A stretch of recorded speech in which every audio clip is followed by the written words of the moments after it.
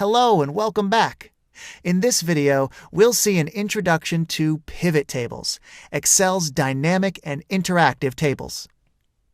The data that you see on this sheet includes 15,000 rows and could be hard to elaborate. Pivot tables are a great way to simplify the work with large quantities of data. Let's select the whole table, including its titles, and go to the menu bar. Once we are there, we need to select the Insert bar and click on Pivot Table.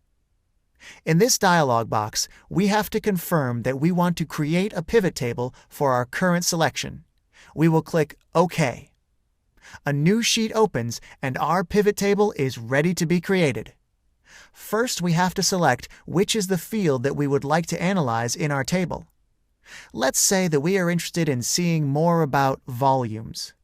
We have to drag the Volume field to the bottom of the menu where Values is written. Now you can see that the table displays Count of Volume. It actually counts the cells in which there is a number. What we want to see are the total volumes of the business. We have to add the cells together, not count them.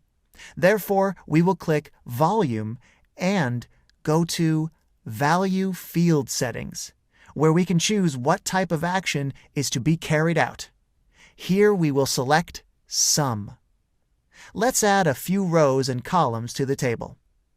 I'll drag Year to the column box in the following way. The table was immediately populated with the volume of sales per each year. Now let's drag the Product Group field to the row box, and the result is a nice table displaying the product group breakdown of volumes per each year. There are some additional subtleties in the work with pivot tables, but I believe that this video will do for a start. Thanks for watching.